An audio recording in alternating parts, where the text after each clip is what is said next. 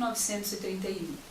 Nasce em 18 de junho, no Rio de Janeiro, então capital federal, Fernando Henrique Cardoso. Filho, neto e sobrinho de militares. Foi alfabetizado em casa aos 3 anos. Cedo também aprendeu o francês.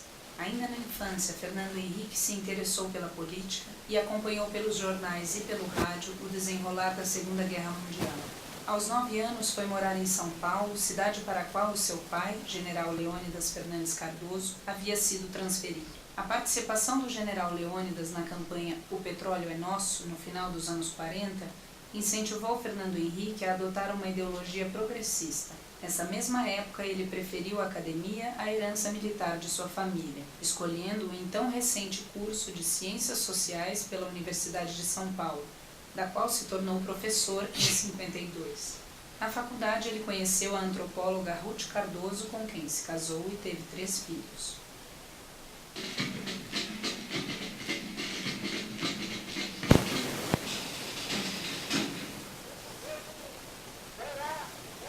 Em 1964.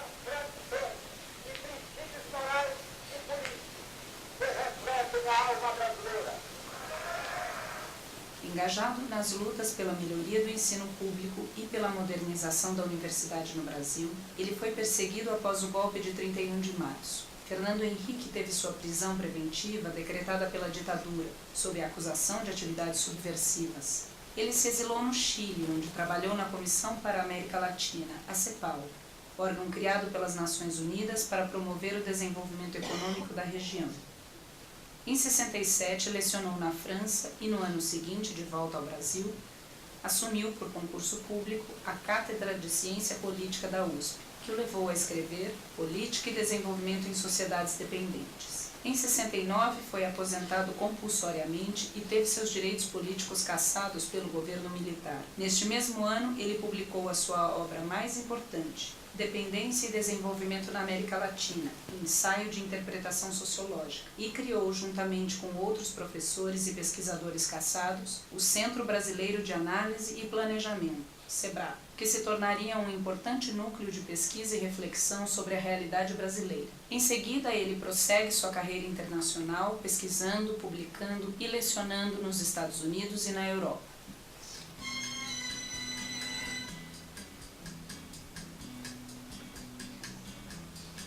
Em 1973.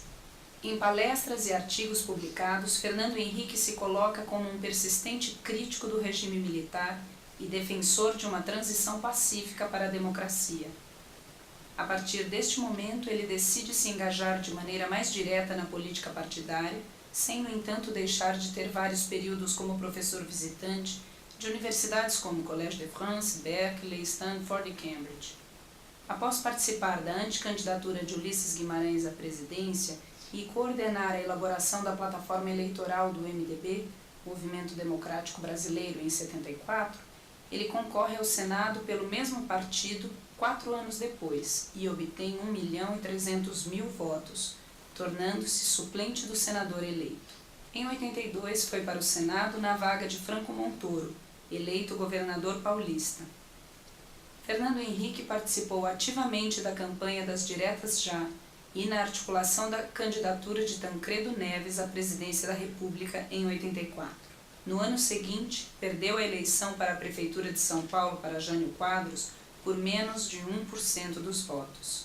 Em 86, reelege-se senador pelo PMDB, tornando-se líder deste partido no Senado e um dos relatores do Congresso Constituinte. Após a proclamação da nova Constituição, descontente com certas posturas do PMDB, Fernando Henrique funda o PSDB, ao lado de Mário Covas, Franco Montoro, José Serra e lideranças vindas de outras agremiações.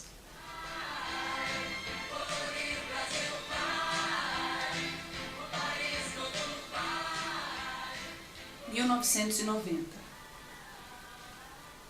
Após o impeachment do presidente Collor, no governo de Itamar Franco, Fernando Henrique foi ministro das Relações Exteriores de outubro de 92 a maio de 93, e em seguida ministro da Fazenda até março de 94.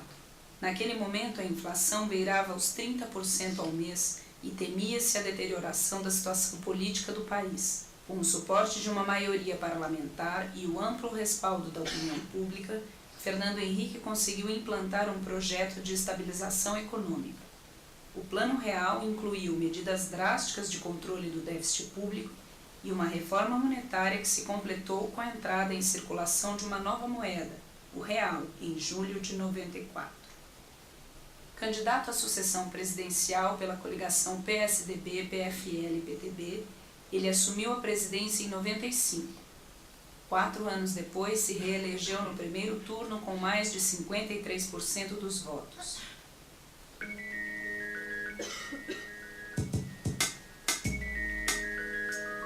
Hoje, em 2003, retomou a sua vida como professor, ensaísta e escritor. Na esfera acadêmica, Fernando Henrique é atualmente professor emérito da Universidade de São Paulo, que o rejeitou em 64. No campo político, participa do Clube de Madrid, uma organização independente dedicada ao fortalecimento da democracia no mundo. Fernando Henrique faz parte também de diversas comissões especiais das Nações Unidas. Em 2004, ele se tornou presidente do Instituto Fernando Henrique Cardoso, seu atual escritório de trabalho. A partir de 2005, passou a presidir também a Fundação OSESP, organização criada para manter a Orquestra Sinfônica do Estado de São Paulo. Em 2006, ele lançou os livros Cartas a um Jovem Político e A Arte da Política, uma História que Vivi, uma espécie de biografia política e de memória da sua atuação. Muito bem. Alguma pergunta? Observação? Bom, sintam-se à vontade para se expressar, né? Comigo, evidentemente, com o presidente também, não há problema nenhum em colocar suas perguntas, tá? Bom, o que vou apresentar agora é basicamente sobre o nosso trabalho na parte de... A Fundação tem basicamente 2 pernas. Uma delas é promover seminários sobre questões brasileiras e questões do momento do desenvolvimento, etc., e organizar e preservar o acervo documental. Então,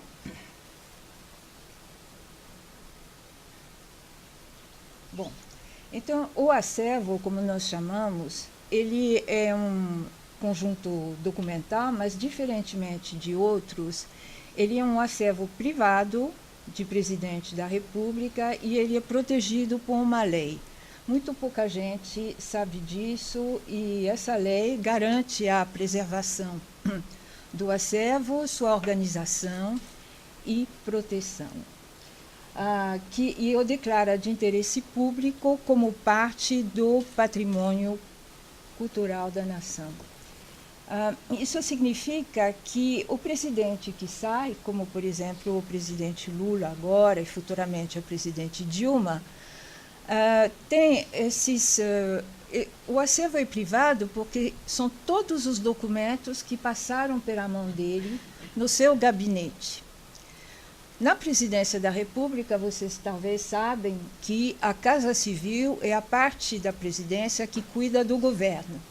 E da Casa Civil saem documentos chamados públicos, porque eles comprovam os atos do governo, né? Mas no gabinete do presidente são documentos que ministros, pessoas, brasileiros comuns, outras pessoas, mandam para ele. Então, aí se trata da pessoa do presidente. E isso é um acervo privado.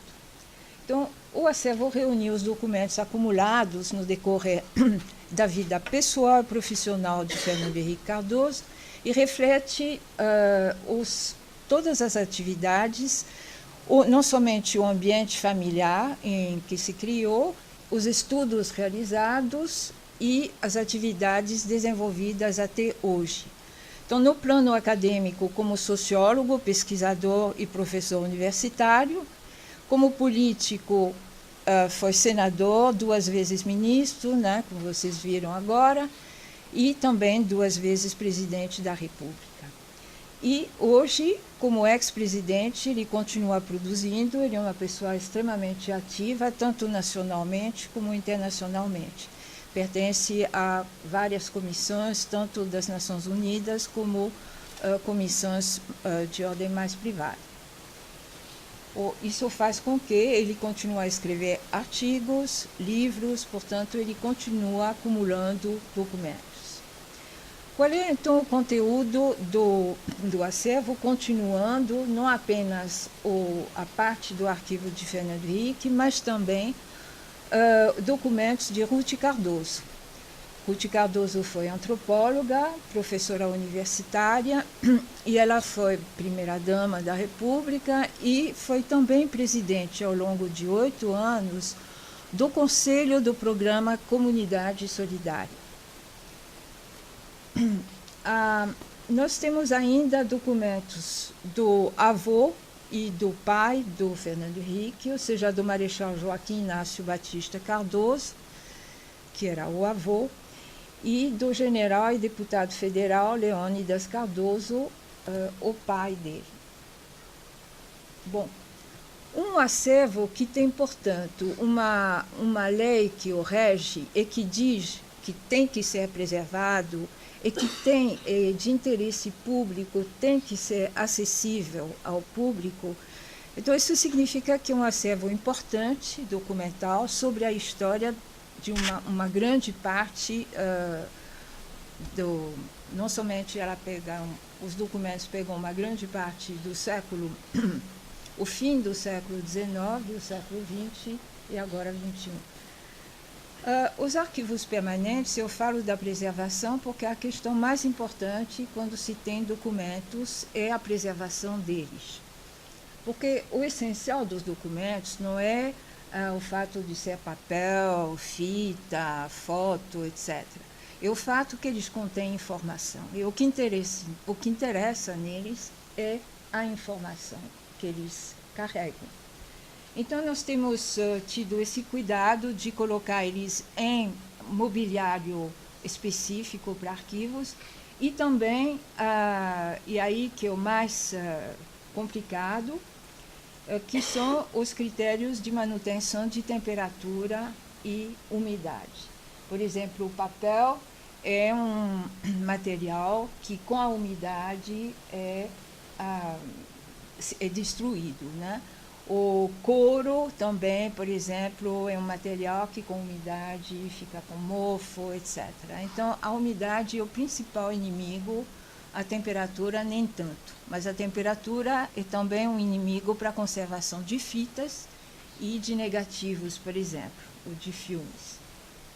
Bom, outra coisa para a preservação, hoje em dia, o que se faz é digitalizar os documentos, ou seja, permitir que eles sejam visíveis em computadores e, sobretudo, disponíveis na internet.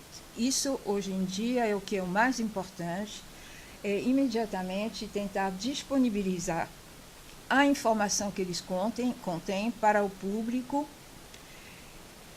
Há uma questão, porque tudo que é eletrônico, embora vocês já nasceram com isso, então para vocês é absolutamente natural, né? Mas para mim não é. E também o que não é a certeza de que vão ser preservados.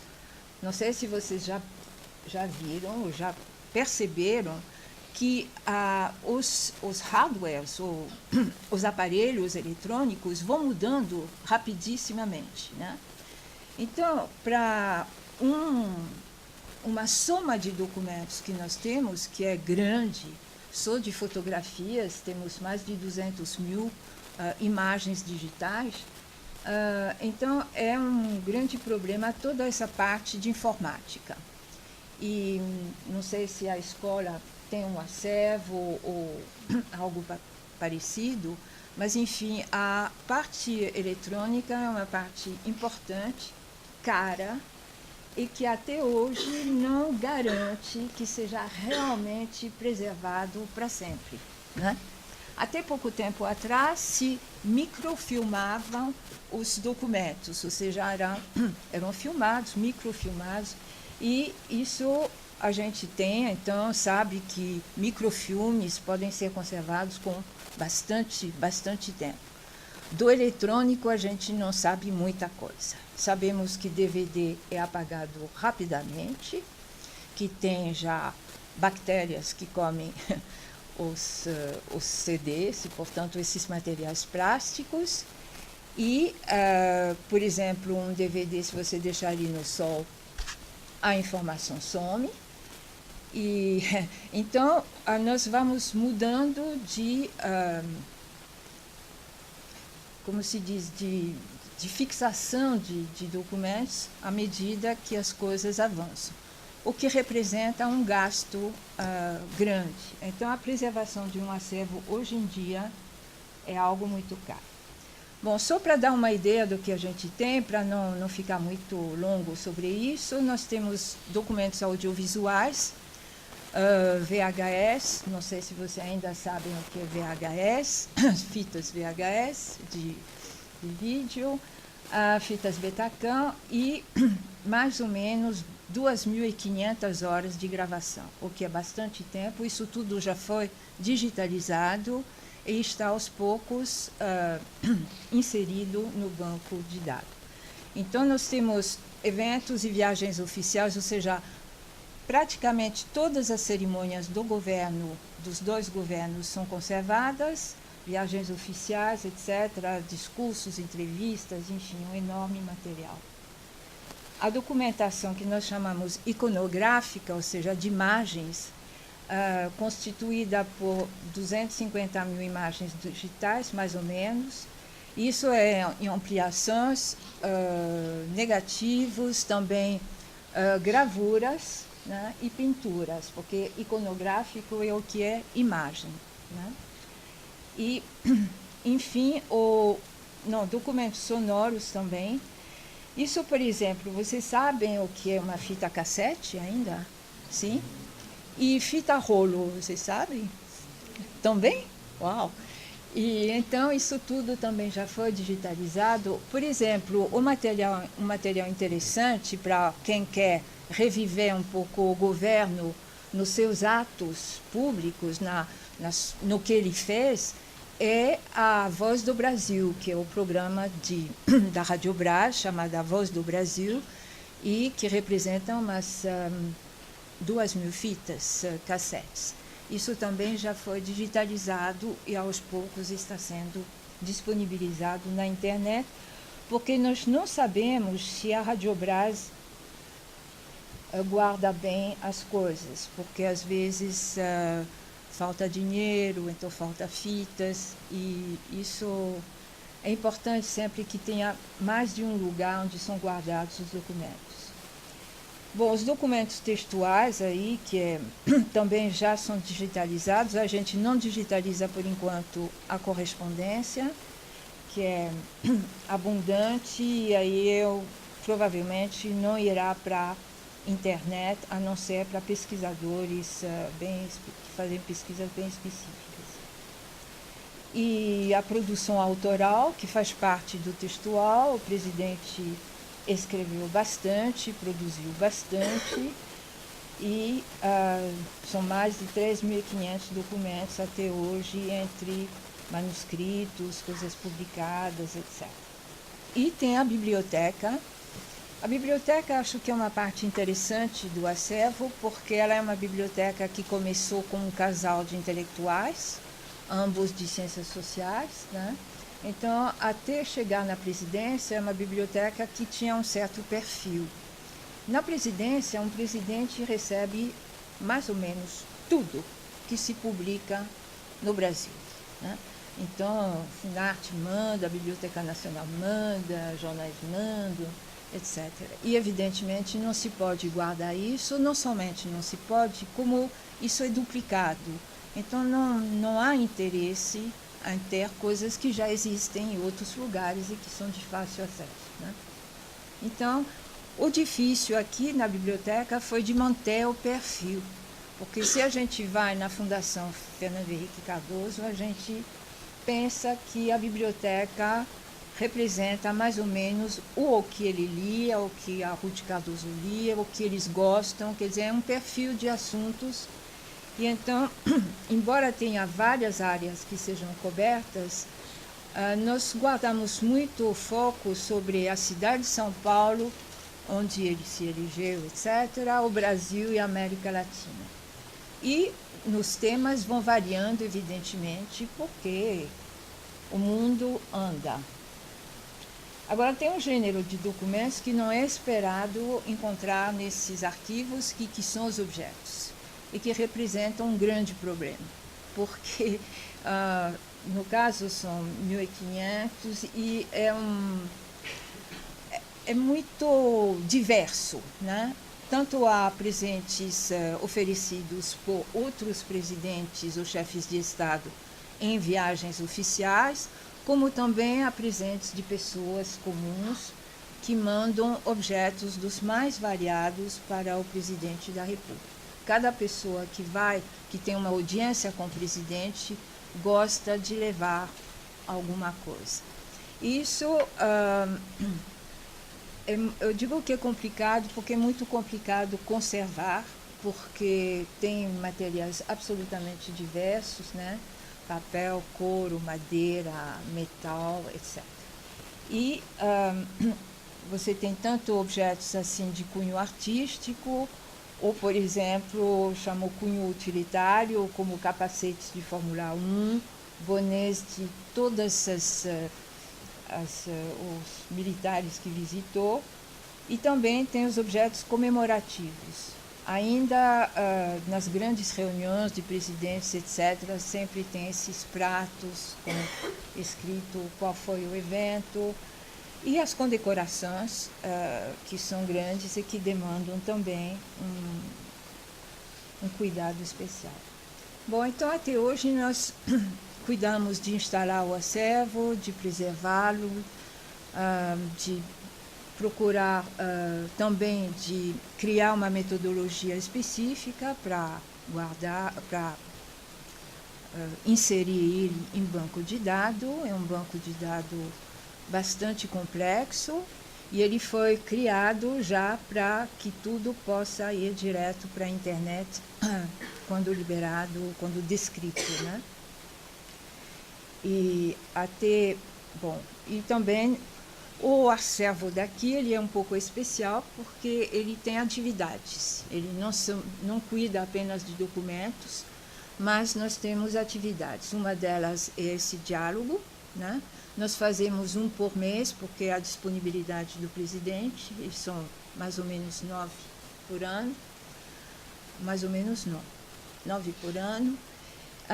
Temos também, todos eles são gravados, como vocês estão vendo, eles estão todos no site. A escola recebe um DVD com o evento e é fotografado também, né? Aliás, isso sempre demora um pouquinho para aparecer no site, porque tem que editar e tal.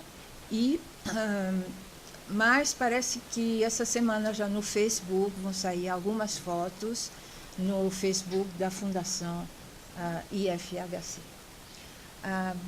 E também fazemos agora um programa que é interessante, que eu acho que é a primeira vez que é possível fazer, que é o programa de história oral com os colaboradores do governo. Isso é algo muito importante, porque dá um pouco, são depoimentos que foram feitos de 1h30 cada um, praticamente com todos os ministros de todas as áreas. E eu digo que é a primeira vez porque até hoje não tinha outro, não foi feito. Nós fizemos esse depoimento perguntando a eles por que, afinal, como é que eles chegaram lá a ser ministro, como que aconteceu, o que eles fizeram lá e o que essa experiência fez na vida deles. E então isso permite de ter uma uma ideia um pouco da cara, da voz e do percurso de um ministro. E também fazemos exposições. Então, nós temos uma exposição no 5º andar que se chama Um Plano Real, a história da estabilização do Brasil, que faz um percurso histórico desde 1984, né? 84, ainda na época da ditadura, quando vai se passar para a redemocratização, e a partir daí os vários planos que foram feitos até chegar ao Plano Real. Então, é uma exposição interessante. Nós recebemos regularmente, 3 vezes por semana, escolas. No ano passado, recebemos, no ano todo, 5.600 alunos de escolas, na maior parte delas públicas, e o agendamento é feito por uma firma, que isso está tudo indicado no nosso site. Se interessar, estão convidados, é uma exposição interessante. E, bom, e aqui nos corredores, etc., fazemos pequenas exposições de fotografias, de documentos, etc.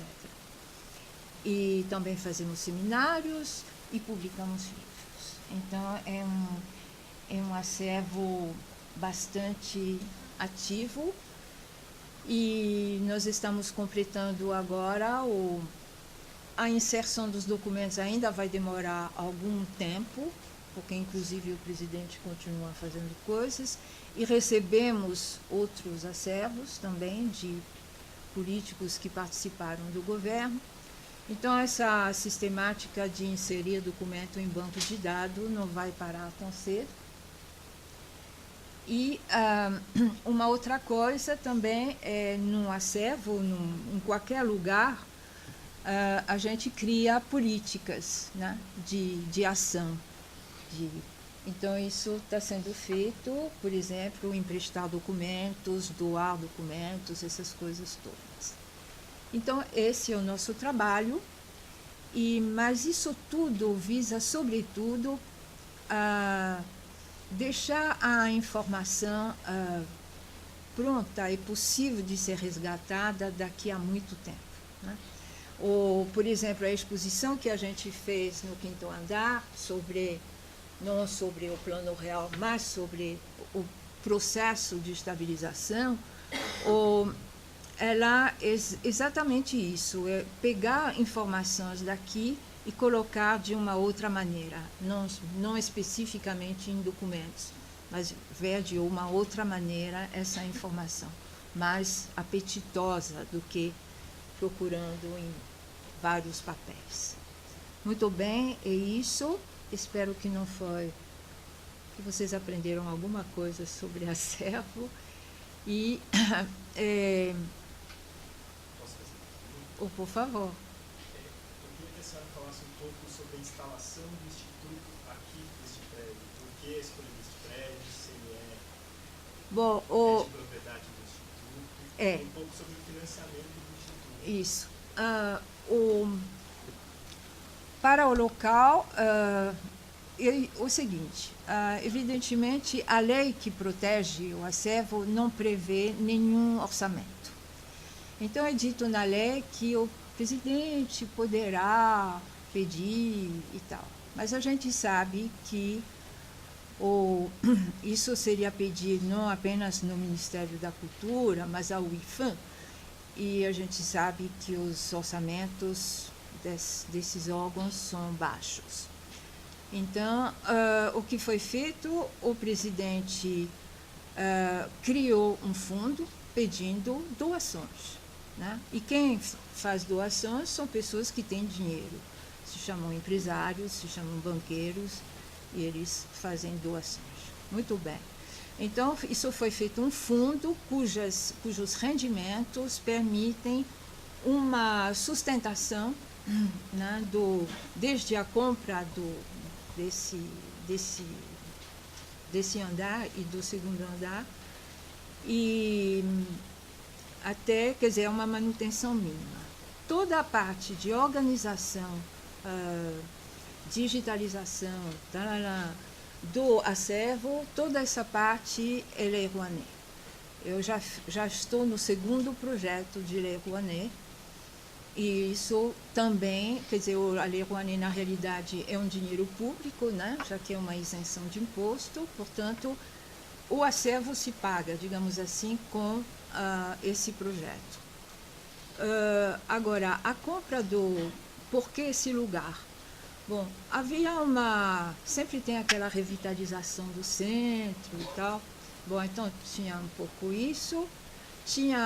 Havia, nessa época, a disponibilização deste andar, que pertencia ao Automóvel Clube, que era um clube de senhores paulistas, e que, enfim, remonta ao século passado, e que estava falido, porque, enfim, a elite paulista vai se diluindo. E portanto, e outra parte é que ele estava aqui, né, no coração de São Paulo, Viaduto do Chá, as grandes manifestações, aquela coisa toda. Então achamos que era um bom lugar. E foi comprado primeiro o 6º andar, e o 6º andar, sendo do Automóvel Clube, que tinha restaurantes, tem também 2 subsolos onde podem ser guardados os documentos. Então isso é a história, e é assim que a gente vai se mantendo, e pensando que não vai ser fácil continuar, né? Então essa é uma preocupação de ter algumas atividades que possam ainda ser objeto de algum projeto que interesse os doadores, porque tem essa questão também, né? E nem sempre todos, enfim, acham que a história é importante, portanto, é isso. Até expliquei. E aí nós compramos também o 5º andar para poder fazer essa exposição e mais coisas. E aí? Estão com o ar mais cansado do que eu. O que houve? Custou muito subir a escada, é isso? É nada, é que eu falei 1 hora. Ah, bom, então é isso. Então, começa o interrogatório, vamos ver. Sei lá o quê. Tudo bom? Pode falar, pode. Meu nome é Bruno. Eu fazer a primeira pergunta para o senhor. Um pouquinho mais forte, senão... O que motivou o senhor a entrar para a política? Bom, eu não posso dizer diretamente se houve motivação ou se foram circunstâncias. É um misto. Primeiro, eu sempre tive um certo interesse pela vida política do Brasil. Meu pai foi deputado, então eu acompanhava um pouco as coisas. E depois, mas eu pessoalmente não estava ligado à vida política, eu estava na universidade. E o que eu queria ser mesmo era professor da universidade, sociólogo, essas coisas. Mas aí, com a minha participação ativa na universidade, para modernizar a universidade e tal, e havia muita briga dentro da universidade, e havia sempre vários grupos. E quando veio o golpe de 64, dos militares, um grupo dentro da universidade ganhou o poder e começou a acusar os outros, que eram do outro lado, e de subversivos, essas coisas. E fizeram um processo contra mim lá na Universidade de São Paulo, da USP, né? A de vocês, a universidade de vocês aí. Bom, então, eu saí do Brasil, porque começaram a me perseguir, teve um processo, não sei o que lá, que eu estava ligado aos grupos que estavam querendo modernizar o Brasil, na verdade chamavam de querer fazer reformas no Brasil, que eles chamavam de esquerdistas perigosos, tudo isso. Então, eu saí do Brasil, fui para o Chile, para a Argentina, mas eu estava escrevendo um trabalho, minha tese de cátedra. Eu já estava quase no final da carreira, eu tinha feito já várias teses, mestrado, doutorado, docência, estava já no final, mas eu era muito jovem ainda, eu tinha 30 e poucos anos, 33 anos. Mas muito entusiasmado, eu fui para a Argentina levando, eu tinha feito uma pesquisa na Argentina, no México, no Brasil. Eu pensei ainda que eu pudesse ficar lá um mês, fazendo a tese e voltava. Isso foi se prorrogando. Aí eu recebi um convite para ir para trabalhar nas Nações Unidas, no Chile, na CEPAL. E fui. E aí passou o tempo. Foram 4 anos lá, aqui também no Brasil o golpe continuava. Depois eu recebi um outro convite para dar aula na França e fui. Aí a situação no Brasil parecia melhor. E no final de 68, 1968, vocês não eram nascidos. Voltei para cá. E voltei para cá e fiz um concurso de cátedra, ganhei a cátedra de Ciência Política. Mas aí houve um outro golpe, chamado Ato Institucional número 2, em dezembro de 68. Aí, bom, isso aqui não vai durar muito, minha permanência na USP outra vez. E, de fato, quando chegou no mês de abril de 69, eu e outros professores, Florestan Fernandes e vários outros mais, Ottaviani, fomos considerados aposentados compulsoriamente, postos para fora da universidade. Bom, eu tinha nessa época 37 anos, eu estava lá no final da carreira, mas enfim, ainda muito jovem, estava disposto a trabalhar. Aí eu fiquei numa dúvida, eu vou para fora do Brasil, eu tive novos convites para ir para os Estados Unidos, para várias universidades, para ir para a França. Eu achei que era melhor ficar aqui, tentar resistir, criar um clima que permitisse alguma resistência ao regime militar. Fiquei. Aí organizamos um centro de pesquisa chamado SEBRAP, que depois ficou famoso, e ao mesmo tempo de resistência.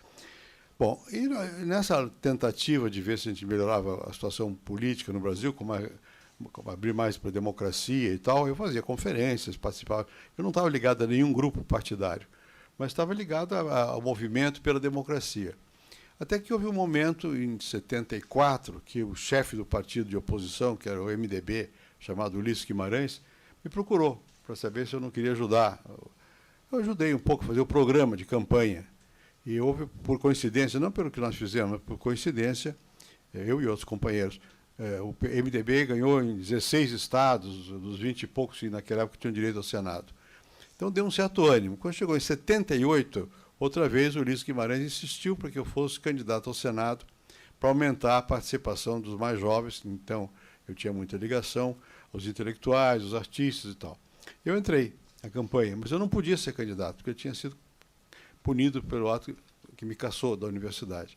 Então eu entrei só para fazer protesto, porque eu ia ser proibido pelo tribunal. De fato, fui no primeiro tribunal em São Paulo, primeira instância, segunda instância. Aí o Supremo Tribunal disse que não, que eu tinha direito de ser candidato, porque como eu não era parlamentar, eles não tinham limitado o meu período que eu não poderia ser candidato. E ninguém pode ser punido para sempre. Então, me deram a registro da minha candidatura.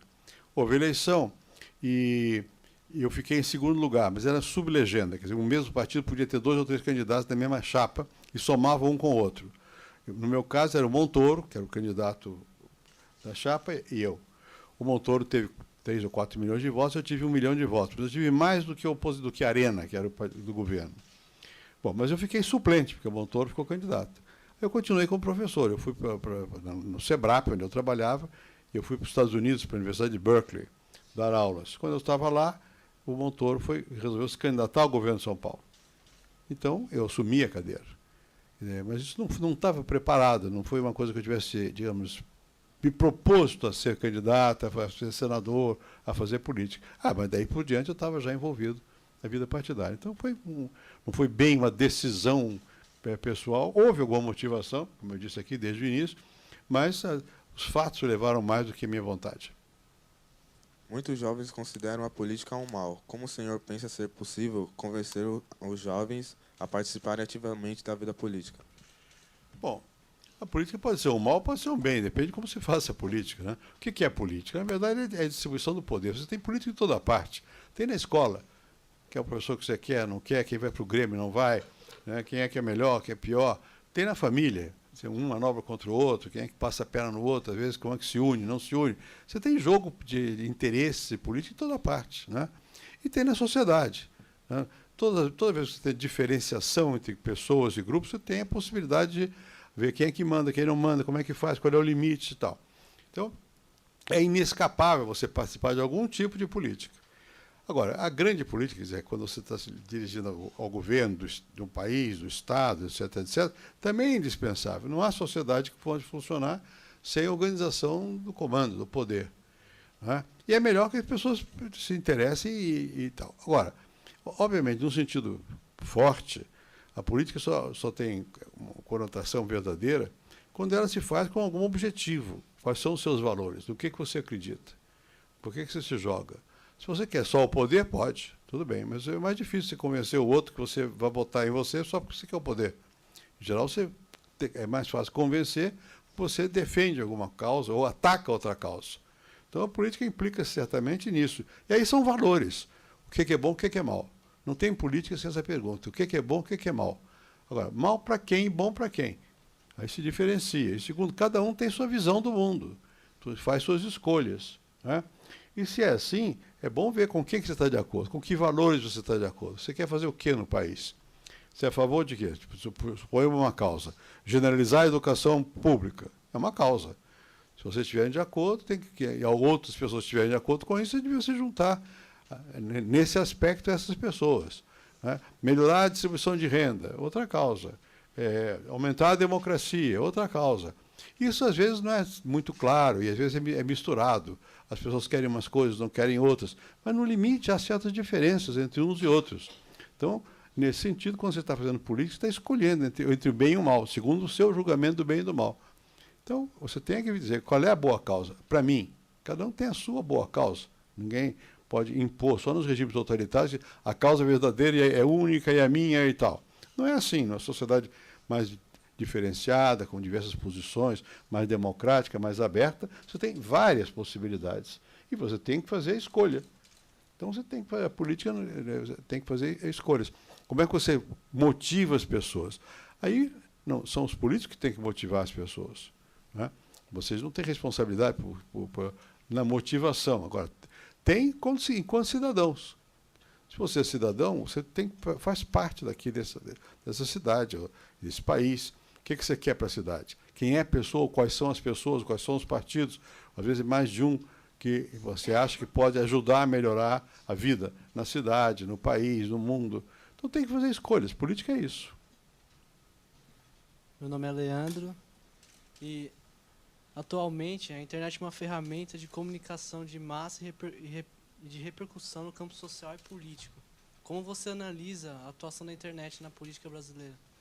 Bom, a internet tem um papel muito importante hoje em dia em toda parte. Vocês acabaram de ver o que aconteceu no mundo árabe, que a internet teve um papel importante para que as pessoas se mobilizassem, fossem para a rua, na Tunísia, no Egito, não sei o quê. Aqui no Brasil também. Todas essas redes sociais atuam muito fortemente. Elas ainda não têm no Brasil um peso tão grande quanto em outros países, porque a internet ganha mais força quando o país é mais sufocado, quando tem menos liberdade. Então, a única maneira que tem de se comunicar, de mobilizar, é através da internet. Quando o país é mais aberto, ela compete com outros instrumentos, com o jornal, com a televisão, com as reuniões públicas, os meetings, os partidos, etc. Mas tem papel, tem importância. E é crescente. Tem essas mídias sociais que têm um peso grande. É claro que também há manipulação aí. Hoje em dia, você sabe que tem gente especializada em usar a mídia social. Então, quer falar mal de alguém? Tem grupos que espalham que ele fala mal. E você não tem tanta checagem sobre a veracidade da informação. No jornal é diferente, porque você tem assina embaixo. Quando você tem um instrumento como a internet, que você pode difundir a sua ideia, o seu fuxico, sem controle, é perigoso. Agora, isso não quer dizer que você possa ser fechada. Tem que haver outras pessoas. A multiplicidade das informações é que resolve, ou pelo menos que ameniza as distorções que possam haver. Mas certamente vai ser crescentemente importante a internet. Os partidos políticos todos, quando se aproxima a eleição, se preparam para a internet, que tem uma verdadeira guerra entre os partidos na internet. Às vezes suja, né? De maledicência, enfim, de maldade e tal. Nem sempre. Mas, queiramos ou não, bem ou mal, a internet veio para ficar. É um instrumento de comunicação e política no mundo contemporâneo, sobretudo a política democrática, é comunicação. Então, quem ganha a batalha da comunicação tem a maior probabilidade de ganhar a eleição. E se você ganhar a batalha na internet, você vai pegar uma boa parte do eleitorado, sobretudo o jovem, que é o eleitorado que está mais ligado à internet. Na opinião do senhor, por que a maioria da população brasileira é descrente quanto ao fim da corrupção? Ah, sim, entendi. No governo do senhor, houve alguma medida efetiva para combater a corrupção? Vamos lá. Por que a maior parte das pessoas é descrente da corrupção? Porque, primeiro, a cultura brasileira é uma cultura muito benevolente com a transgressão em geral. Né? Não é só a corrupção, a transgressão em geral. Você não pode fazer uma coisa, mas faz. E as pessoas não se incomodam muito. não é só na corrupção. Mas isso também vai para a corrupção. A cultura brasileira não é uma cultura assim, extremadamente rigorosa quanto ao desvio do que é certo. Ela sempre dá uma margem de aceitação, né? Segundo, no caso mais específico de corrupção, das formas de corrupção, o que acontece é que você tem muito baixa punição. Você tem, portanto, baixo controle da sociedade, porque ela aceita mais facilmente que outras sociedades. Segundo lugar, não tem controle, não tem punição. Então não tem o controle espontâneo, nem tem o controle formal. Não tem punição porque o sistema jurídico brasileiro ele permite você postergar decisões por muito tempo. E se você tem um bom advogado, você tem dinheiro, portanto, você posterga. O número de pessoas presas por corrupção é mínimo no Brasil, porque, em geral, ladrão tem muitos. Agora, corruptos menos, porque os corruptos, em geral, estão mais bem situados na sociedade. Não necessariamente, porque corrupto também é o guarda que recebe propina, né? E também não vai para a cadeia. Também não vai, porque a sociedade aceita, porque dá a propina. Para você, me pegou, como é que chama, bêbado, para não ir para o bafômetro, que eu dou uma gorjeta. Os dois estão errados, né? Isso acontece, não são só os que estão na vida pública que acontece. Então você tem uma frouxidão de costumes e uma frouxidão no controle exercido pelas leis e pelos tribunais, né? Enquanto não houver punição, é difícil que você acabe com a corrupção. Bom, medidas contra a corrupção vêm sendo tomadas há muito tempo, não desde o meu governo, mesmo desde antes. Por exemplo, no caso do meu governo, nós criamos uma comissão de ética pública para controlar o comportamento, que funciona até hoje, controlar o comportamento dos membros do governo que eventualmente transgredisse o governo. Essa hoje é ministério. Nós criamos a ouvidoria pública, com um grau de ministro também, para poder ver se podia limitar. Continua existindo. E a toda hora essa ouvidoria, hoje tem um ministro, age, toda hora eles denunciam gente e tal, tenta corrigir. Então, agora, não resolve, porque houve uma outra questão que está envolvida nisso. A corrupção no passado era uma corrupção tradicional. Era mais do que corrupção, o que havia e há é favoritismo, é clientelismo, é nomear os seus, os amigos, os próximos. E junto com isso vinha alguma frouxidão e de vez em quando alguém era corrupto. Nesse momento é mais complicado aqui, porque pouco a pouco o crescimento do Brasil, como os governos passaram a ter muito dinheiro e a ter muitos contratos, aí as pessoas vão buscar o cargo, os partidos mesmo, querem uns cargos tais e quais, porque nesses cargos tem muito contrato, é um balcão. E a corrupção deixa de ser individual para ser do partido. Todo mundo já sabe que querem ir para ali, porque ali vão ter recursos para distribuir na máquina partidária. Então a coisa ficou mais complicada, tomou um aspecto mais sistêmico, que é o que está acontecendo hoje no Brasil. Nós vamos ter agora um julgamento importante, que é o do mensalão. Se o Supremo Tribunal, eu não sei o que tem nos autos, os ministros têm que ver o que está nos autos. Uma coisa que diz o jornal, as pessoas dizem, tudo bem. Mas o que está lá no processo? Se no processo tiver desvio efetivo comprovado, o tribunal vai ter que tomar medida. É a primeira vez que uma coisa desse porte chega ao Supremo Tribunal Federal. Eu não quero prejulgar, nem sei se todos merecem ser culpados, ou se de repente nenhum, não sei, mas se tiver, e se o tribunal tomar uma decisão culpando, botando preso, sei lá o quê, dando uma penalidade, isso é uma coisa importante para exemplificar como é que pode atuar, não é? Obviamente, se o tribunal não encontrar provas, ele não vai poder condenar, depende do que está lá. Isso não é uma questão de cara ou coroa, eu quero ou não quero, tem que olhar os autos e ver o que está comprovado. Mas coisas, para você mudar isso, é mais importante você ter atos simbólicos, exemplares como esse, do que qualquer medida legal. Porque a medida legal as pessoas tentam burlar. Aí a sociedade começa a ver, bom, tem crime, tem castigo. Quando você não tiver essa noção de que ao crime corresponde um castigo, é difícil que você ponha fim ao desvio de conduta e, portanto, à corrupção. Meu nome é Vitória. E durante o período em que o senhor foi presidente, houve alguma divergência de posicionamento com seu partido político? Se houve, o senhor poderia nos dar algum exemplo?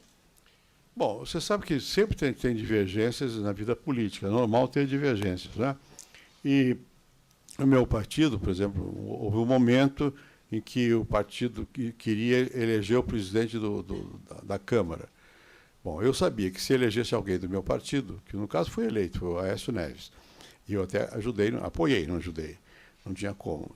Mas eu sabia que se elegesse o Aécio ia dar uma confusão enorme, porque os outros dois partidos que apoiavam na ocasião iam ficar reclamando, porque não tinha espaço.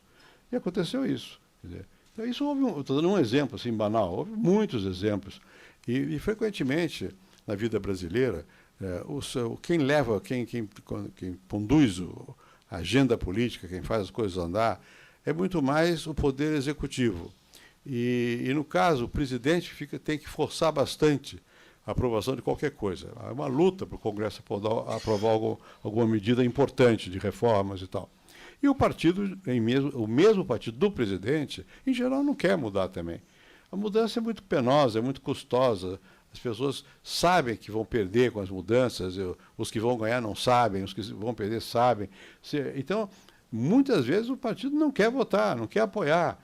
E é difícil. Então, eu tive muitas divergências com o meu partido também, e com os vários partidos que lá estão. Mas eu diria que isso é natural da vida política. Política é conflito. Uns querem uma coisa, outros querem outra coisa. E como é que você convence ou impõe? E as duas coisas vão, às vezes, junto.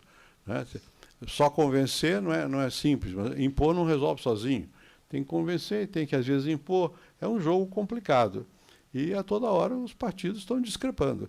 Eu acho que isso a gente tem que encarar com certa naturalidade. Claro que os partidos, quando têm um programa, quando eles vão apoiar posições que não são do programa do partido, aí já é mais grave, né? E a gente tem que lutar contra isso. Meu nome é Elaine, e a pergunta é: o senhor foi eleito presidente pela primeira vez em 1994, 2 anos depois da Conferência Eco 92. Você foi eleito o quê, você perguntou? O senhor foi eleito presidente pela primeira vez sim. Em 1994, 2 anos depois da Conferência Eco 92, que deu origem à Rio+20. Durante o seu governo, quais foram as medidas tomadas em relação ao desenvolvimento sustentável? Foram muitas.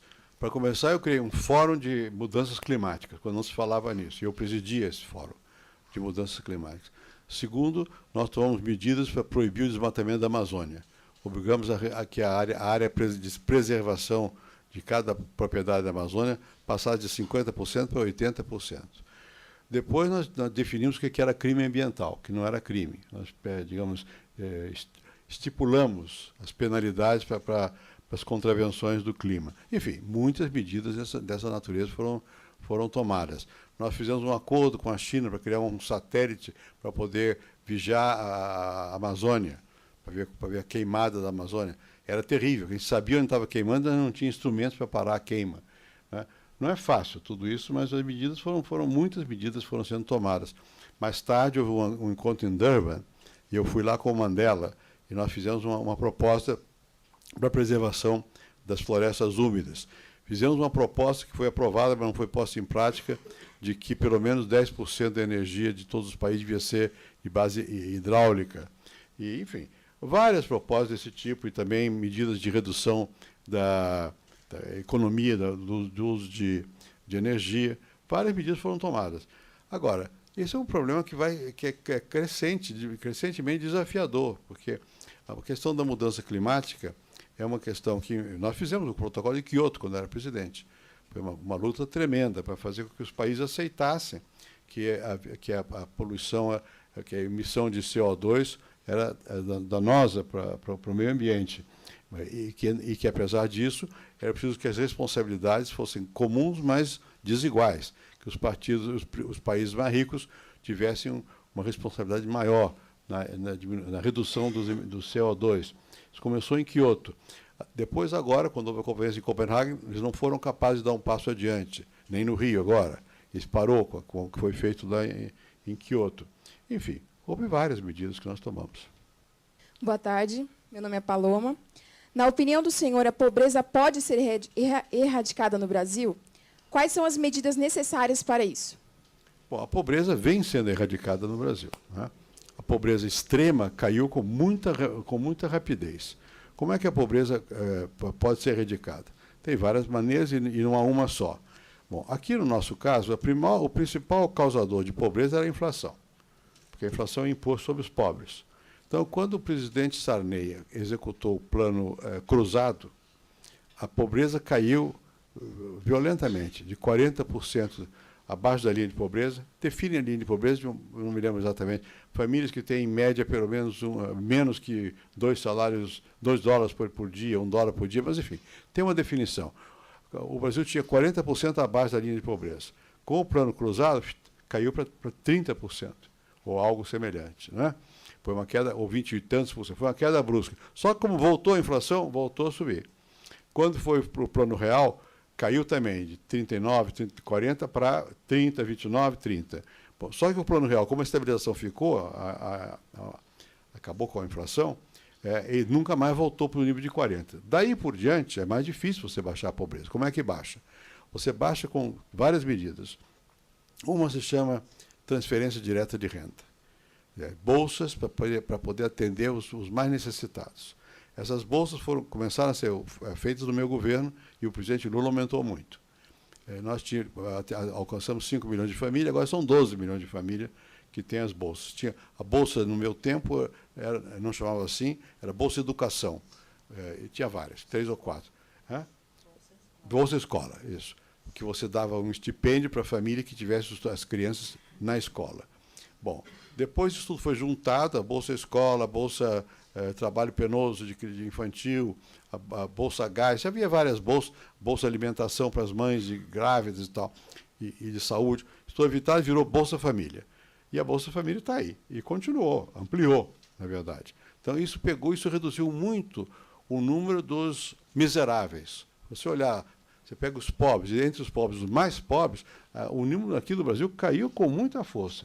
O Brasil foi o único país, naquele período, a partir de meados dos anos 90, e continua, que conseguiu, ao mesmo tempo, parar com a inflação, ter algum crescimento de renda e diminuir a diferença de renda entre as classes sociais. Tem uma medida que se chama coeficiente de Gini, que mede se as diferenças estão aumentando ou diminuindo. É muito alta a nossa ainda, mas era mais alta.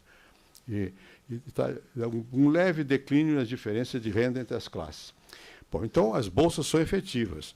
Agora, o mais efetivo é outra coisa. É você estender a educação para todo mundo, dar saúde para todo mundo, aumentar o salário mínimo. O salário mínimo do Brasil tem aumentado seguidamente desde 1993 até hoje. Você pega um gráfico aí, pode ter que pare um pouquinho, sobe de novo, mas nunca caiu. O salário mínimo real mais do que dobrou, o que é muito nesse período de tempo. Isso força o conjunto dos salários. E por isso você diminui a pobreza. Agora, se você não tiver oferta de emprego, também não resolve. O governo pode dar subsídio, melhora, mitiga, mas não resolve. Não é? Pode aumentar o salário, tudo bem, é ótimo. Mas se não aumentar a quantidade de emprego, aí depende da taxa de crescimento econômica. E a taxa de crescimento econômico depende de muitas coisas. Do investimento, da política internacional, da relação de preços entre importação e exportação. E nem tudo é controlado pelo Brasil nem pelo governo. Depende de circunstâncias. De 2004 até 2009, o mundo cresceu muito, agora caiu. Então, agora vai ser mais difícil reduzir a pobreza nesses próximos anos. É claro que nós já temos hoje uma base institucional, sabemos manejar, mas não vai ser na mesma velocidade. Mas dá para diminuir a pobreza e precisa diminuir mais ainda.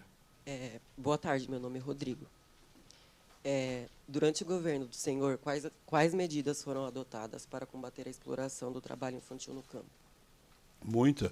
Nós tivemos um programa, acho que chamava-se PET, eu não me lembro exatamente o nome, foi na Secretaria de Previdência Social, onde, pela primeira vez, nós conseguimos baixar a quantidade de crianças que tinham trabalho chamado penoso, algo assim, né?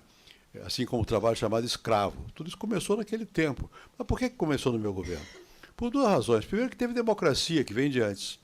E que quando na democracia as pessoas se organizam, gritam, protestam, o jornal existe. Então chama a atenção do governo. Segundo, que acabou a inflação. Deu condições para você olhar o que é que, como é que é. Então, muita coisa começou a se delinear aí e continuou. Houve uma certa continuidade nas políticas, né? Então, no caso de trabalho de criança, tem havido um esforço grande. Não sei, nesse momento, eu não tenho o número na cabeça, não sei qual é a proporção disso. Sempre houve um debate aí que é o seguinte: uma parte do trabalho infantil no campo é familiar. Quer dizer, no campo as pessoas às vezes se organizam de modo tal que toda a família trabalha na terra. Bom, e isso é complicado você acabar com isso, porque muitas vezes é essencial para funcionar a economia agrícola familiar. Né? Tem que limitar, tem que ver o que faz. E, em geral, você só pode diminuir isso quando você dá bolsa para substituir o trabalho da família, da criança. Né? Uma das bolsas que havia hoje está fundido no Bolsa Família, mas a Bolsa Família serve para isso também, porque diminui a necessidade em cada família de que as crianças trabalhem. Antes da existência da Bolsa Família, nós tínhamos uma bolsa, eu não me lembro como é que se chama o nome, mas era a parte na Secretaria de Social lá do Ministério da Previdência, que dava bolsa e estava na escola, tirava, sobretudo, nas carvoarias. Eu mesmo andei visitando carvoaria no trabalho da linhaça, na Bahia, carvoaria em Mato Grosso, porque aí que trabalhava muita criança. E como é que você tem para tirar dessas áreas, que são áreas complicadas, não basta você ter a boa vontade, tem que ter recurso. Tem que dar duas coisas, tem que tirar a criança do trabalho e dar dinheiro para a família. E tem que criar escola, porque muitas vezes não tem escola para essas crianças. Então, isso é um trabalho lento de construção e que requer perseverança, persistência, né? E também requer que existam os dados que mostrem, olha, está piorando, está melhorando, que a opinião pública critique para avançar. Boa tarde, meu nome é Paulo. Em alguns setores, o Brasil atinge níveis equivalentes aos dos países desenvolvidos. Mas, na educação, alguns índices nos apontam como um país em desenvolvimento. Que políticas resolveriam esse problema? Bom, essa questão de país desenvolvido e tal é uma coisa complicada. Por quê?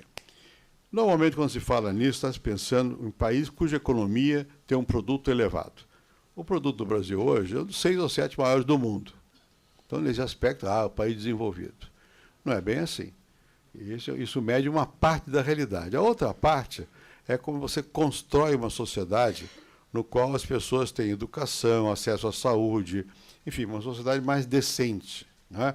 Aí nós estamos longe. Mas mesmo a China, eu estive na China agora recentemente, há umas 3 semanas. A China hoje é a segunda maior potência do mundo, economicamente, mas está cheio de problema. Eles não se consideram desenvolvidos. Eles se consideram um país ainda subdesenvolvido, e porque em vários indicadores estão mal. O Brasil é a mesma coisa. Em muitos indicadores nós não estamos bem. Nós não estamos bem em criminalidade. Agora mesmo eu estava vindo no carro para cá, eu vi um dado. O pessoal no Rio muito contente porque baixou a taxa de homicídios, 30 por 100 mil. Olha, aqui em São Paulo é 11 por 100 mil, e ainda é alto. Não é tão alto assim, mas ainda é alto. Quer dizer, então, violência, isso não está no PIB, mas é uma coisa que atrapalha o verdadeiro desenvolvimento do país. O que você mencionou, a educação, atrapalha o verdadeiro desenvolvimento do país. Você tem que entender que esses processos são complexos e lentos, o que não dá desculpa. Mas é o seguinte, pela primeira vez foi possível dar escola primária para todos os brasileiros em 1999, foi ontem. Não tinha escola para todos. Agora é diferente.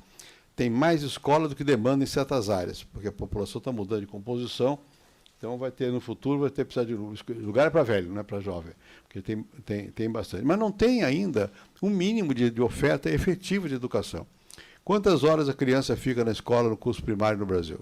4, em média. Quanto é na China, no Japão? 8. Né? Bom, mas a família aqui no Brasil, em geral, pela primeira vez, muitas crianças estão entrando na escola, muitos estão entrando na universidade, pela primeira vez na família, a família não dá suporte cultural para a criança. Então, isso demanda mais da escola.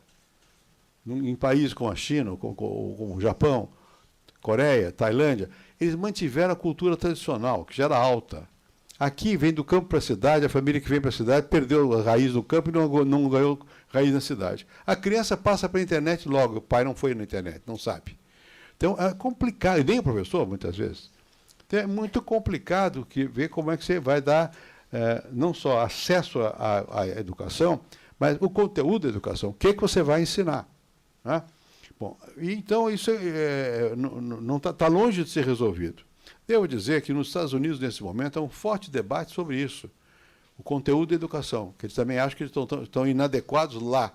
Imagina aqui, o grau de descasamento entre as necessidades das pessoas, do país, o que querem aprender e o que se ensina. é muito grande. Bom, mais ainda, eu não me lembro, não sei mais de cabeça os números, eu sabia quando estava na presidência, quantas crianças estão na escola. No meu tempo havia, como professores no Brasil, no ensino fundamental, 2 milhões de professores. É um exército, 2 milhões de pessoas têm a profissão, agora tem mais. Né? E quantas crianças estão na escola hoje? Tem, não sei, 40, 50 milhões, 60 milhões? É muita gente. Então você tem que organizar um sistema. Pela primeira vez, agora você tem isso hoje, distribuição do livro gratuito. Não tinha. E a merenda escolar, como é que organiza? Então, é fácil você dizer, olha, criticar, está errado, não conseguiu, não sei o que lá, e deve criticar. Mas é difícil montar um sistema que funcione. Nós estamos atrasados nisso. Outro dia eu fui à Argentina, uma coisa sobre educação. Eu não entendo muito de educação, mas, enfim, minha filha entende e tal, eu ouço falar em casa, eu leio um pouquinho. Cheguei na Argentina, tinha uns dados lá sobre educação. E, para minha surpresa, os dados do Brasil e da Argentina são parecidos. O que significa que a Argentina está caindo e nós estamos subindo. Nós não chegamos ao nível da Argentina anterior. É que a Argentina está caindo e o Brasil subindo. Mas, na média, estamos todos mal. A Argentina, porque está caindo, nós porque não subimos o suficiente, né, na educação. E não é só dinheiro. As pessoas aqui traduzem tudo em precisa dar mais verba para a educação. Não adianta só o dinheiro. Tem que melhorar o padrão de vida do professor, é verdade, mas tem que educar melhor o professor. Tem que saber mais, tem que ter mais tempo na sala de aula, tem que ter metodologia mais adequada. É uma revolução. E não sei quanto tempo leva uma revolução dessa. E, de fato, recentemente, agora que o Brasil tem um pouco de folga financeira, fiscal, o governo tem dinheiro. Não tinha. Mesmo no meu tempo não tinha dinheiro. O problema era dinheiro, nós ficávamos endividados, não tinha dinheiro. Agora tem. E agora tem o petróleo. Se o governo decidir que a renda do petróleo vai para a educação, aí dá uma aliviada grande, olhando lá para frente. E vai levar tempo, porque a educação não se resolve do dia para a noite. É formar gerações. Isso leva tempo. Eu não sou pessimista, não acho que as coisas estejam piorando no Brasil. Não estão piorando. O que acontece é que não melhoraram suficientemente. Daí a sua pergunta. E daí a minha resposta, que é insatisfatória. Sou Gabriel. E eu gostaria de saber quais foram os impedimentos para a aprovação do ensino de sociologia na educação básica durante o seu governo. Porque eu acho que não tem professor para dar sociologia no Brasil. Vão dar ideologia, porque não tem formação. O número de professores é insuficiente. E eu não acho que seja necessário, imagina você na escola fundamental, você tem que saber matemática, português, e história, e isso aqui é para ter uma coisa básica, para depois você poder ter sociologia. Fora disso, você vai ter umas aulas, vai fingir que sabe alguma coisa, e não adianta. Eu acho que não creio que seja que o Brasil tenha condições de oferecer esse tipo de matéria. O número de professores é insuficiente, e nós temos carências outras, que estamos dizendo aqui, que é muito melhor você ocupar-se dessas outras carências.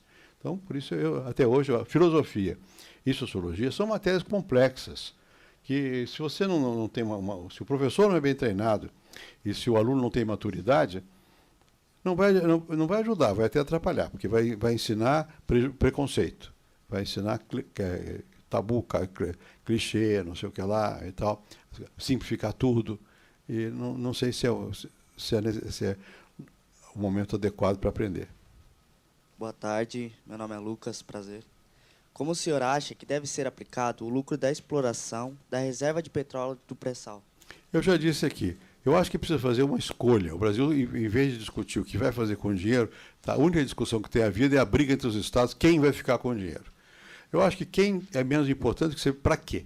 Eu acho que o governo federal devia se preocupar menos de saber quem ganha quanto, mas o que vai fazer com o dinheiro.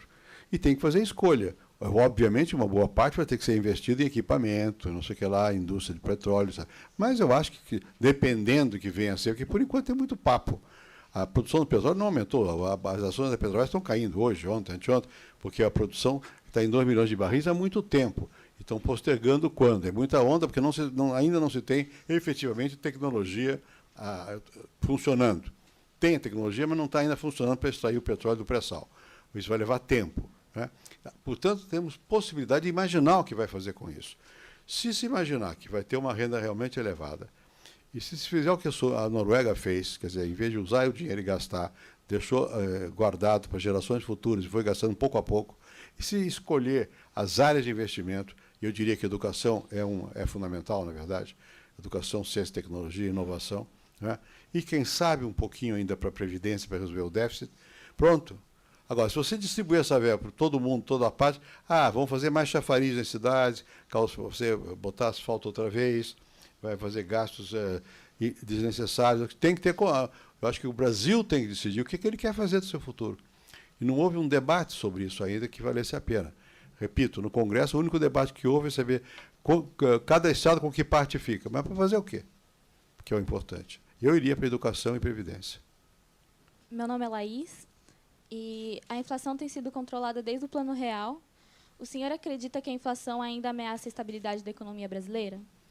Não, nesse momento, não. Agora, a inflação, você tem que estar de olho nela permanentemente. Você sabe, depende do que... Mas o Brasil mudou muito. Quando eu fui ministro da Fazenda, a inflação era de 20% ao mês. Ao mês. Agora, está todo mundo reclamando que a inflação está saindo da meta. Qual é a meta? 4,5%. E pode com uma folga de 2 para cima e 2 para baixo. Quer dizer, é pequena a inflação. É ruim, porque sempre a inflação é algo que prejudica. E tem que olhar sempre. Mas não digo que haja ameaça. Nós aprendemos a lidar com a inflação. Nunca mais houve um surto inflacionário do tipo da que nós tínhamos no passado. Mas tem que estar sempre cuidando da inflação. Boa tarde, meu nome é Eduardo. O senhor acha que a situação econômica da Grécia é similar ao que o Brasil vivia antes do Plano Real? Baseando-se na sua experiência como ministro da Fazenda e presidente da República, como o senhor pensa ser possível solucionar essa crise grega? Bom, se eu souber mesmo, eu vou ter que me chamam para a Grécia já. Veja, não é bem a mesma coisa, mas tem similaridades, sim, com a situação do Brasil. Lá o problema é que eles têm hoje um endividamento brutal e tem uma falta de capacidade de cobrar impostos enorme, ninguém paga, poucos pagam. Os ricos de lá estão investindo fora da Grécia, economizam o dinheiro e põem fora da Grécia, e a Grécia tem uma economia precária, que viveu basicamente da bonança dos outros através de empréstimos.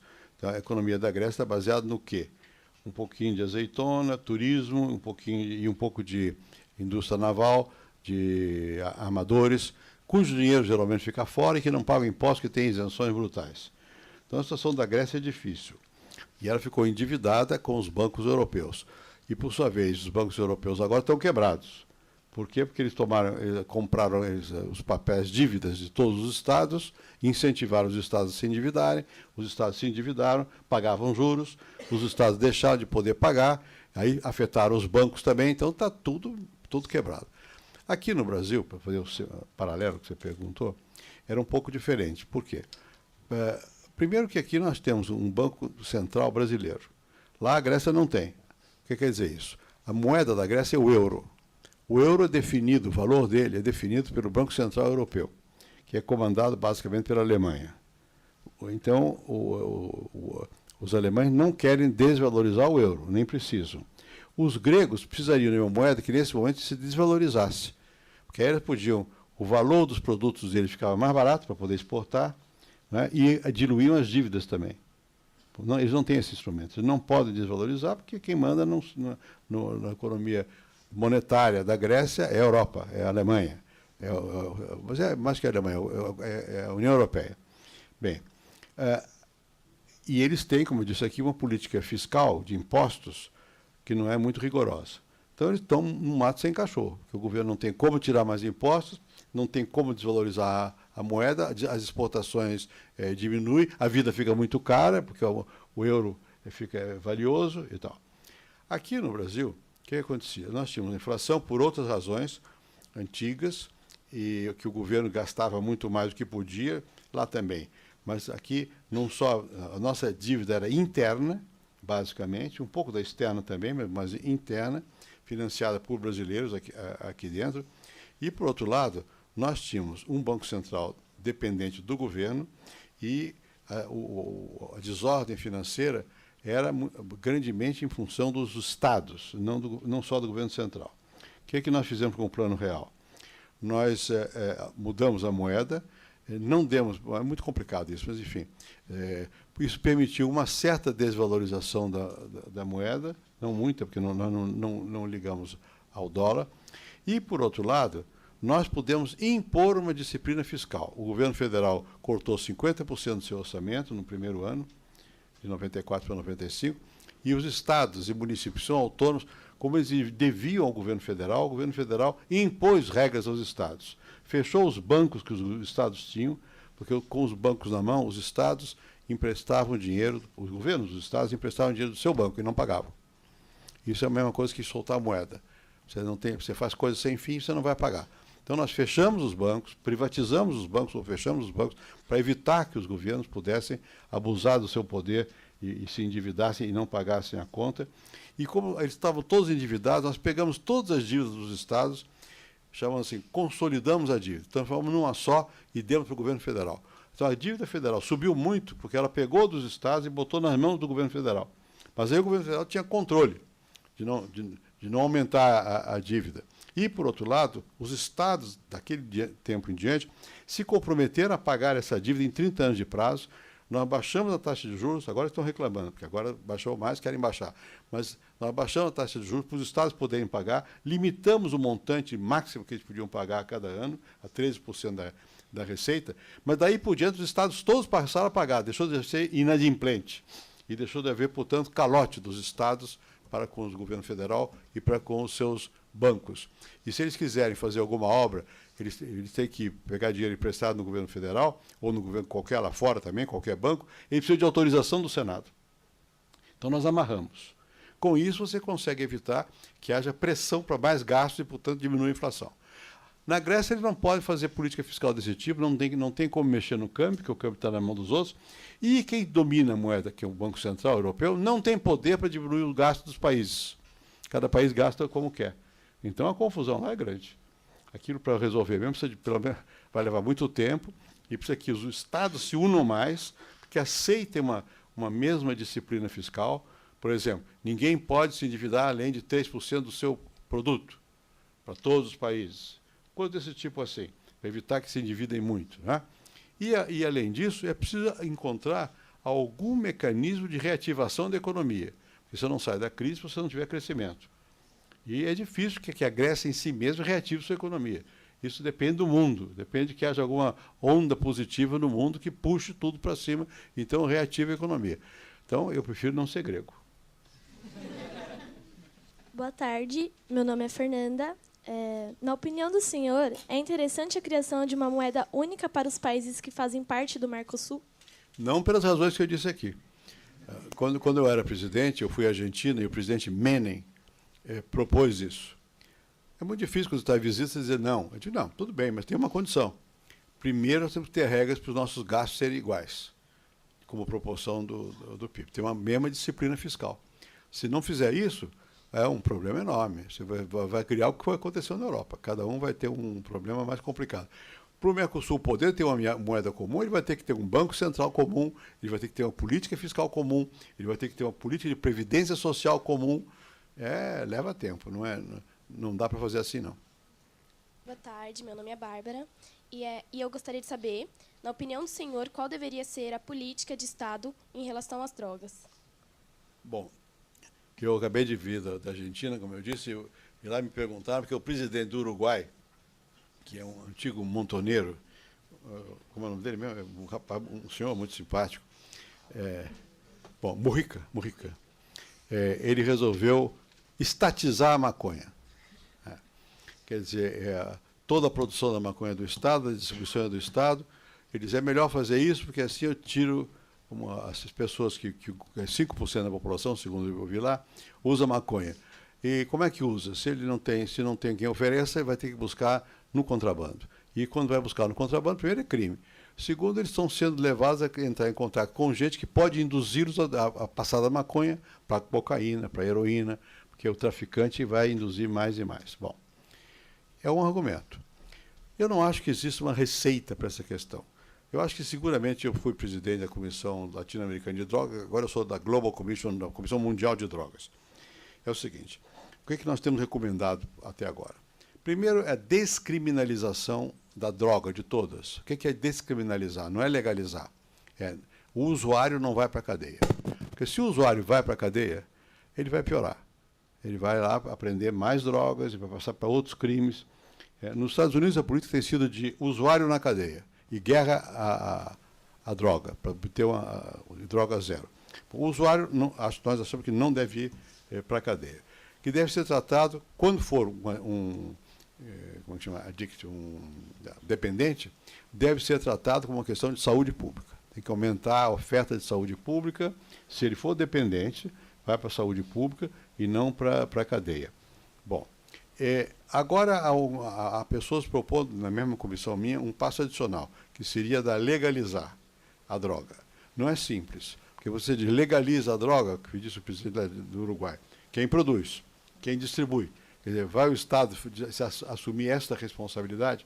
Com a maconha é mais fácil, porque é uma droga que aparentemente ela causa dano também. Todas as drogas fazem mal. Cigarro, maconha, álcool, cocaína, todas fazem mal. Mas, eventualmente, a maconha faz menos mal do que outras drogas, tudo bem. E é a mais usada, né? É a maconha. Então, talvez seja possível, pelo menos essa vamos controlar.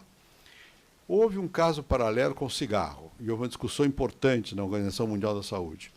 Havia quem quisesse a proibição do cigarro, como já houve quem quisesse a proibição da bebida. Quando fizeram a proibição da bebida nos Estados Unidos, aumentou a criminalidade, o contrabando, a corrupção, etc, etc. A decisão sobre o cigarro não foi de proibir, foi de controlar e fazer campanhas contra. E é o que está acontecendo. Hoje, aqui nesse prédio, ninguém pode fumar. Antigamente podia, faz pouco tempo. Quem quiser fumar tem que ir para a rua, e é meio humilhante. Você vai nos Estados Unidos, é a mesma coisa, cheio de gente fumando, meio escondido, né, na rua. Bom, mesmo na Europa, onde fumavam muito aberta e desbragadamente, na França, começa a ver isso. Não pode fumar no restaurante. E você tem que ter, a sociedade tem que começar a botar sanção. Não é botar na cadeia. Olha, isso é feio, não deve fazer, está errado, é má educação, não faça. Com a maconha tem que fazer a mesma coisa.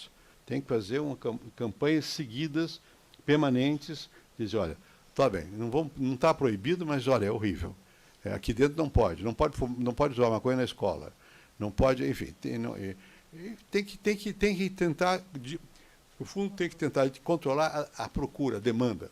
Porque enquanto tiver procura, você não acaba com a droga, porque o que dá o lucro é a demanda. Então, você sempre mantém gente querendo se meter na droga. Eu estive na Colômbia, onde a coisa é séria. Agora não é tão séria, ou seja, em termos. No México é desesperador. Então, estão matando mais gente no México do que na guerra do Afeganistão, Vietnã, não sei o quê, na guerra contra as drogas, e a droga não diminui, porque a demanda não diminui, dos Estados Unidos a demanda, não é tanto no México, não diminui, então não adianta. Eu falei com um cara que é o responsável agora está, já não mais, na Colômbia, o general Naranjo, e na Colômbia tiveram muitos êxitos. Ele diz, olha, aqui nós estamos diminuindo, matando e prendendo, expropriando os produtores de droga. Né? Mas nós não estamos acabando com eles, porque cada um que morre, ou que é preso, vem outro. Porque é tão alto o lucro que sempre tem alguém que se arrisca. Né? Então não estamos resolvendo. A quantidade de droga que a Colômbia produz, que no caso deles lá é basicamente cocaína, não diminuiu. Diminuiu a área produzida, mas eles aumentaram a produtividade. Os bandidos lá têm até submarino para levar droga para os Estados Unidos. Submarino, feito em casa, mas tem. Prendem de vez em quando um ou outro. Enfim, a posição é o seguinte, toda droga faz mal, não adianta tratá-la como crime, porque isso só leva a aumentar a tragédia de quem usa. O dependente tem que ser tratado, tem que ir para o hospital e tem que diminuir a demanda. E para diminuir a demanda não é a polícia, somos todos nós. É responsabilidade de cada um de nós. Está errado, não pode, faz mal, não existe essa questão de droga leve, droga dura, porque a droga leve usada o dia inteiro faz mais ou tanto mal quanto a droga dura usada de vez em quando. Todas fazem mal e precisa ter uma atitude constante de educação e prevenção. É isso. Boa tarde, meu nome é Cauane. E de que maneira o senhor acha que o Estado deve enfrentar a questão do aborto, tendo em vista que muitas mulheres sofrem e morrem em decorrência de abortos clandestinos? Veja, eu acho que o Tribunal Federal do Brasil deu um passo importante recentemente nessa direção, porque aqui era tudo proibido, agora eles disseram, não, tem certas questões em que as mulheres têm o direito de tomar a sua decisão. É claro que ninguém pode ser favorável ao aborto, nenhuma pessoa é favorável ao aborto. Agora, você criminalizar a mulher pelo aborto, eu acho que é uma coisa maluca, completamente sem sentido, pelas razões que você disse, porque leva a um aumento enorme de abortos clandestinos. De novo, é uma matéria que você não tem, não é cara ou coroa, mas você tem que abrir o jogo, começar a discutir e dizer, olha, é melhor prevenir, não ter filho, se você não, do que tê-lo e depois querer abortar, né? Agora, segundo, você tem condições de ter esse filho? Em casos como os que decididos pelo tribunal, eu acho que o tribunal tem a razão. Se o feto é um feto que vai nascer deformado, essa questão de que, bom, você está matando, não está matando ninguém, você já nasceu sem chance, nem nasceu sem chance. O tribunal tomou uma decisão, a meu ver, correta. Presidente, boa tarde. Sou o professor Felipe. É um prazer estar aqui e ver o trabalho de reconhecimento político partidário e de atuação do senhor. E, além de qualquer tipo de questão, acho que é um reconhecimento importante de quem pensou e fez para o país. E eu gostaria que o senhor falasse um pouco para os nossos alunos sobre essa questão da institucionalização de um ex-presidente num país. A gente sabe de alguns exemplos em que ex-presidentes passam a ser senadores, com outro tipo de atuação, e que o senhor falasse um pouco de como o senhor vê o seu futuro e sua atuação, que é política, sem dúvida, né? Não tem como não ser, no nosso país.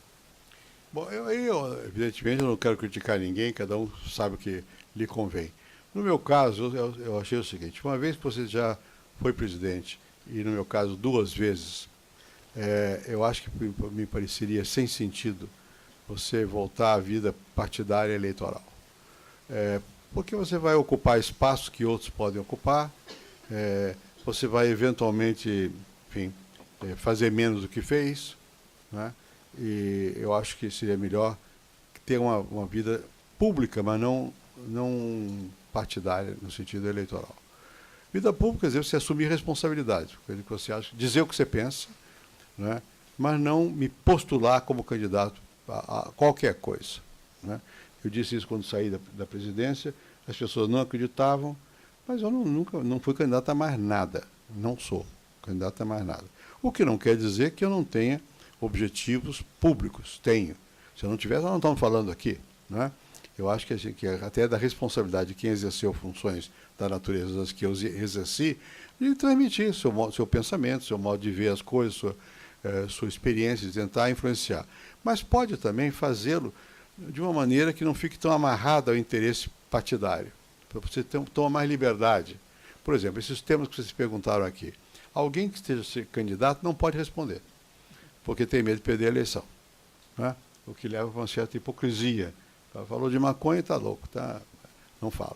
Bom, eu falava mesmo antes, mas agora com mais liberdade, é minha opinião. O que vai acontecer? Nada, uns vão achar que eu estou velho gagá, outros que não sei o quê, mas é minha opinião e eu expresso com convicção, porque eu acho que é o certo, né?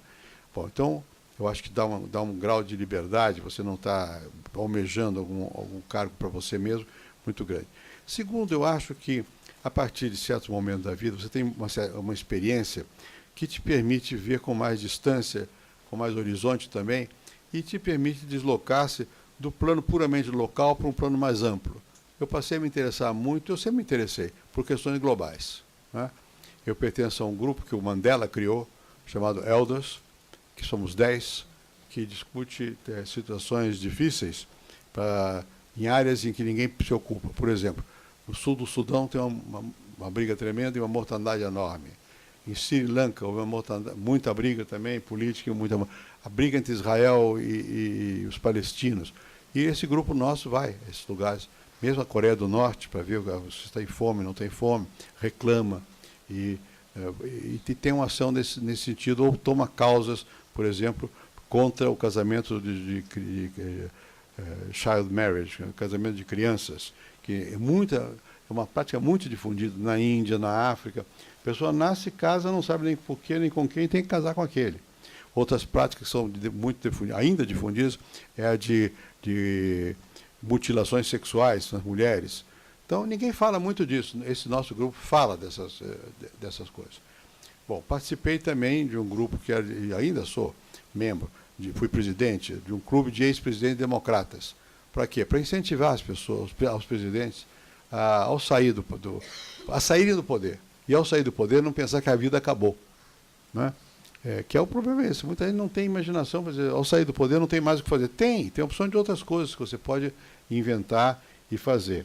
Passei a me interessar também por certas questões, a pedido da ONU, na verdade, relativas a vários temas, saúde reprodutiva, reprodução, essa coisa, acabei de falar hoje na Inglaterra, pelo telefone, o negócio de AIDS e a ligação da AIDS com a questão das drogas. Como fazer com que as ONGs tenham um peso maior nas Nações Unidas, na ONU.